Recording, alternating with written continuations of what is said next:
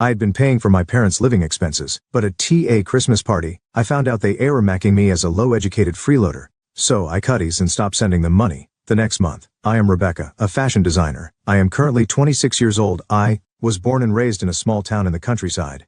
I lived there with my grandparents, my parents, and Ashley, my sister, who is 7 years younger than me. Ashley was very much adored, and the family's attention was always on her. As a result, her opinions and whims were often prioritized, and I became accustomed to being overlooked. In the background, there was a noticeable difference in how our parents treated us. For example, on Ashley's birthday, she would receive luxurious toys, whereas my birthday gifts were combined with Christmas and limited to just one present, often educational tools or books that weren't very exciting to a child. When Ashley joined the soccer team, our parents started attending her practices and games almost every week. I was also in the tennis club during middle school, but even on the day of my last match, my parents didn't come. The reason? They had to drive Ashley to her practice. This is how my parents always prioritized Ashley over me. There were times I wanted to cry, but the one who encouraged me was none other than Ashley. When our parents compared us, she would firmly respond, "That's not true. My sister is smart too. She always helps me with my studies, and she's amazing." A few days after my last match, she said, "Well done," and made a small bouquet with flowers she gathered from the local park, presenting it to me. Ashley had grown into a child with a kind heart. Meanwhile, our grandparents who lived with us often reprimanded our parents for their behavior and were protective of me. However, before I graduated from high school, my grandmother passed away, and my grandfather followed her a few days later. Ashley always stood by me, but it seemed to bother our mother. She began to treat Ashley more harshly, threatening, "If you keep defending your sister, I'll make you stand outside." It was during the cold winter months when the snow began to fall. I didn't want Ashley to suffer such treatment, so I had no choice but to say, "You don't have to worry about me anymore." Afterward, Ashley stopped defending me and began to focus on sports and studies under our parents' roof, enjoying peaceful and happy days. The consecutive funerals of our grandparents also affected our parents, who claimed they had no savings, and easily denied my wish to attend university. I wanted to study design, but my parents didn't approve. After graduating from high school, I had no choice but to find a job. Still wanting to work in design, I moved away from home and joined a company that produced a small fashion magazine. My main job was clerical, but I wanted to try designing, so I persuaded my boss to let me assist the designers. Working in an office while being exposed to professional designers' work every day was also a reality check. However, that reality only fueled my motivation, and my dream of becoming a fashion designer grew day by day. I dedicated all my free time to studying, returning home only minimally. When I did visit, I was met with only cold words from my parents. Instead, I focused on studying design on weekends, acquiring specialized knowledge through online courses and other means. Thanks to my efforts, the company recognized my dedication, and I was finally welcomed as a member of the design team. My passionate work ethic resonated with the surrounding designers, who generously shared useful materials and connections with me. 3 years later, I had grown to take on projects as a full-fledged fashion designer. 8 years after graduating from high school and becoming accustomed to my job, I heard that Ashley was preparing for her university entrance exams. She was aiming for a prestigious private university's medical school. Ashley maintained top grades locally due to her daily efforts, and her admission was almost guaranteed. Remembering how she supported me as a child, I wanted to support her in any way I could. A few months later, Ashley was successfully admitted to the renowned medical university. When I heard the news of her acceptance, I was truly happy and immediately expressed my congratulations. "Ashley, congratulations. You worked hard. Going to cram school every day? Amazing." Ashley modestly thanked me, but then she brought up a concern. "Actually, it seems that a donation is needed for the medical school. It's not mandatory, but Dad and Mom say it would be embarrassing if someone from the countryside didn't pay. So it would be better to pay, right? But you know our family's finances are stretched thin with my tuition and living expenses, right?" Ashley herself offered to manage her living expenses with part-time work, but the story with the medical school was different. It was clear that the amount of study required left no room for part-time jobs. While a donation might be necessary, the reality was that our family's income, our father being a regular white-collar worker, and our mother working part-time twice a week, couldn't afford it. Attending a private medical school would be a significant burden, even with just the tuition alone. I thought they might be counting on my savings, but I was surprised they didn't ask directly, and instead had Ashley bring it up. Despite my growing disappointment with our parents, I decided to honor Ashley's request and help with the donation and other expenses necessary for her admission. Thus, Ashley rented an apartment near the university and started her new life. The apartment wasn't too far from where I lived, and I was ready to help whenever needed. However, Ashley seemed to be enjoying her university life, and whenever I reached out, her responses were always indifferent. Still, she frequently sent requests like, "I want to eat this," or "Please send me that." Reluctantly, I arranged deliveries and lent her the necessary money, taking over the financial support our parents couldn't handle. Although we occasionally had meals out together, Ashley was aloof throughout, constantly on her phone except when eating. Any attempt at conversation was dismissed with a simple, "I'm busy with studies," and we hardly had any meaningful discussions. Every time I encountered her cold attitude, I grew increasingly perplexed. When did we start drifting apart like this? Today's meal also felt as if I had forced her to come, judging by Ashley's reactions. Trying to change the atmosphere, I brought up a lighthearted topic about home. Well, as long as you're doing well, Ashley, that's probably enough for mom and dad, right? Upon mentioning this, Ashley suddenly stared at me and smirked coldly. Of course, I'm a famous medical student and you're just a high school graduate designer. Dad and mom aren't worried about you. It's a job that doesn't even require a qualification, she said. Her harsh words squeezed my heart painfully. What do you mean by doesn't need a qualification? I asked. Just what I said. You say you're a designer, but anyone can do that nowadays just by looking it up online. Even my friends can easily set up websites. Aren't you embarrassed to be doing such a job? Maybe you should at least get a certification. Oh, but that might be hard for a high school grad. I've worked hard to get where I am in my job. How can you belittle me like this, Ashley? What happened to you? I said, my voice shaking. Ashley glared at me with irritation and clicked her tongue. Mom and dad say it every day. They say that I'm outstanding, getting into a prestigious medical school, but it's embarrassing that their eldest is just a high school grad. They say the future doctor should take care of her sister so she doesn't get any more jealous. That's why I reluctantly contact you and dine with you. Those words revived memories from our childhood. Our parents had always compared us. Ashley is smart and reliable, while Rebecca is clumsy, stupid, and useless, they would say directly to my face. Those memories stabbed at my heart and I felt suffocated, dizzy from the shock. I lowered my head to endure the pain. Thinking I was crying, Ashley snorted softly and said, "Well, I'll be going ahead then," and quickly left the table. With her new life at university, Ashley had become a completely different person. Our parents' constant praise saying, "Ashley's peers are all geniuses unlike anyone seen locally," must have inflated her confidence even more. Additionally, the daily accolades from our parents saying, "Ashley is truly a genius, you will be a great doctor in the future," must have encouraged her attitude further. In the shadows of that, the demeaning remarks about me were repeated. Our parents' attitudes must have influenced Ashley to some extent. At year's end, I planned to reserve a dinner at a local restaurant to celebrate my raise. When I mentioned it to our parents, they said, "Bring Ashley home with you," and I reluctantly agreed to go home with her. Ashley seemed busy with studies and training as this was her first time returning home in a while. Perhaps because of that, from the moment she arrived, our parents nearly ignored me, focusing solely on her. At night, they gathered neighbors, relatives, and even Ashley's former classmates who remained locally. A lavish spread of dishes was laid out with ordered pizzas and a barbecue in the garden, and a grand party began. Just as I was about to address the real reason for the party by taking the microphone, my mother grabbed it and started saying, "Today, we are here to announce that Ashley has been accepted into medical school and will become a respectable doctor in the future." This party was planned to celebrate my promotion. Shocked by my mother's words, I tried to correct the story, but my father stopped me. Then Ashley, energized by the gathered crowd, began boasting aloud.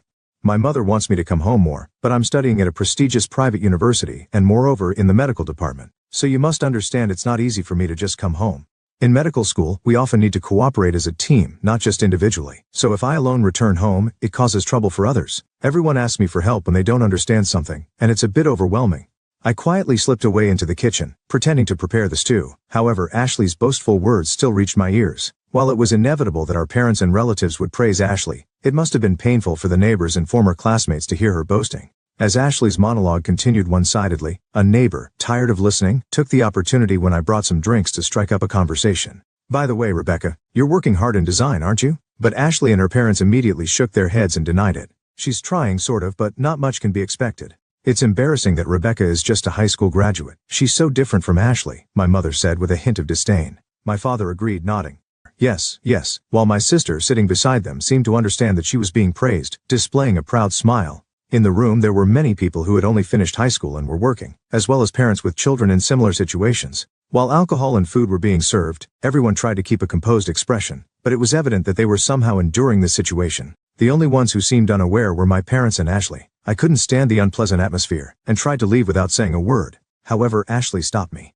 "You come back home quite often, don't you?" "I can come back with confidence because I study hard every day. But maybe you don't mind because you lack both academic credentials and pride." Ashley laughed loudly as she said this. Even though my father said, "Hey, that's not a nice way to speak," he was laughing a little too. I was speechless at her words and felt anger welling up. "Good for you, Rebecca. You don't have to come back next year," I replied with a trembling voice, cutting her off as the people around us looked on with concern. I put down my tray and grabbed my coat and bag. While I was getting ready to leave, Ashley and the others were grinning and exchanging looks. "If you're going to say that, I'll do as you say. I'll never come back." A volcanic rage was stirring inside me, yet all the words that came out were cold and emotionless. I no longer had any feelings for my parents or Ashley. When I spat out those words, the three family members waved cheerfully. "Don't ever come back." On the way to the bus station, I was desperately suppressing the urge to scream. Returning home had always been painful, When I was aspiring to be a fashion designer, I hardly went home, using my studies as an excuse. But as I grew as a professional, I struggled with the inescapable bond between parent and child. Ashley is much younger, and still a student. It might not be easy for her to understand the hardships I faced since entering the workforce. However, my parents must have worked to some extent to raise 2 children. Yet, because Ashley was academically gifted, they continue to praise her as a genius while demeaning me. Their childish words still echoed in my mind. While I felt anger, I also felt a deep disappointment squeezing my heart. If I valued my work, I couldn't continue such a relationship even if they were family. I was appalled by Ashley's terrible behavior, but it prompted me to decide to completely cut off my relationship with my parents. Several months after making this decision as a new academic year was about to start, I received a sudden call from Ashley. She had not contacted me at all since then.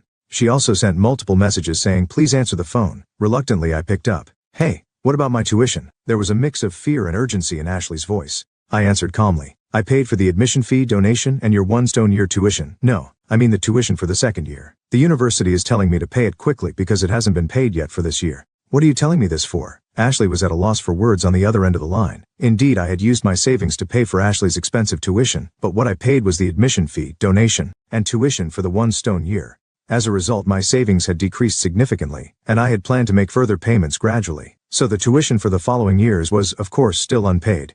After treating me so coldly, as if we had cut ties, to ask me for tuition was shocking. The only thing I was asked to help with was the donation, wasn't it? I only assisted with the tuition because I was being overly helpful. Didn't mom and dad allow you to go to a private university because they could afford the tuition, unlike when I was your age? Or did you apply without thinking about the money? That's not true. But living expenses and travel costs are quite hard because many of my classmates are wealthy, and I have those social obligations too. My parents helped with that, but they said they couldn't afford the tuition and told me to ask you. The reason I had financial flexibility was significant. I had switched to a major design firm to further advance my career in fashion design. Having established a certain level of success, my salary had increased dramatically. Moreover, because I was so busy with work, my salary and bonuses were accumulating rapidly. I had told my parents about the job change, so they probably thought from the beginning that with my help, they could pay for Ashley's tuition. Furthermore, they probably assumed I could also help with the tuition because they knew about the donation, so the savings originally meant for Ashley's leisure and wasteful spending had disappeared. Yet I no longer felt forgiving toward her. It would have been easy to support the tuition, but I refused Ashley's request. Days later, when my parents contacted me again, I rejected their offer. They spoke to me over the phone with panicked voices sounding accusatory, which only sank my heart further. At that moment, I realized I could no longer return home.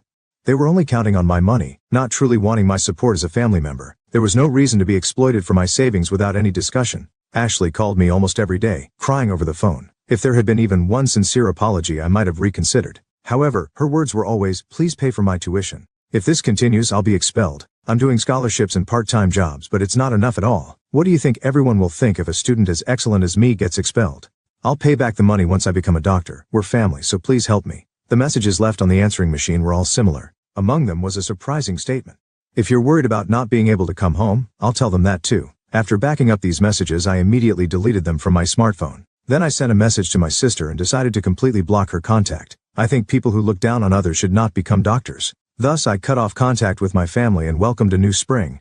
I heard from a relative who had been asked for money that Ashley's tuition for the 2nd year was somehow paid through scholarships and loans from various relatives. However, there was no longer any leeway to send her living expenses, so she had to start working part-time. Balancing work with a massive amount of daily studying, frequent exams and practices turned out to be harder than expected. Eventually, Ashley failed many credits and had to drop out 6 months later. I had been assisting not only with tuition but also by sending money home. After cutting ties last year, I stopped doing so. Without meeting again, Ashley, whose pride was completely shattered, returned to our financially struggling parents who were barely making ends meet. Although Ashley was academically capable, the funds for her education had already been depleted.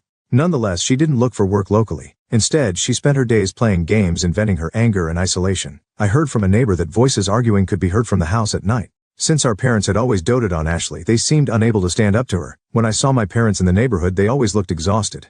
People around them avoided contact and hardly ever spoke to them. One day, perhaps due to excessive stress, my father caused an unexpected incident on the train during his commute. He made inappropriate contact with a woman standing next to him, was noticed by other passengers, detained on the spot and arrested by the police. Fortunately, a settlement was reached, and it did not turn into a criminal case. However, due to this incident, my father was forced to resign from his job. My mother started looking for work, but having only part-time experience, she was unable to find a stable job that provided a steady income. My parents tried to contact me and even attempted to reach out through relatives, but it didn't go well. The content they asked the intermediaries to convey was reportedly intimidating. The relatives understood there were issues with my parents and told them, leave it to us, but eventually began ignoring their messages altogether. As a result, my connections with my family gradually faded, and I was finally able to regain a peaceful daily life. From what I've heard from relatives, there are bad rumors about Ashley, who is now reclusive, and my unemployed father, who looks frightening, causing them to be avoided by those around them. My mother, feeling overwhelmed by the situation, has disappeared without a trace, and I can no longer get in touch with her. The remaining two, without any source of income, seem to be living almost like homeless people. If there had been a warm relationship with the neighbors, it might have been somewhat comforting. However, given their previous attitudes, it's difficult for them to gain understanding from those around them. Meanwhile, I am successfully building my career in the design industry. Recently, I've been selected to participate in high-profile projects, marking a significant step up. This has prompted me to finally launch a plan I've been considering for a while. That plan is to take university entrance exams. Since my finances have been improving smoothly, I intend to tackle this challenge once my current project is completed. Looking to the future, I'm also considering starting my own business. I want to deepen my knowledge not only in design, but also in management. I'm thrilled about this new challenge.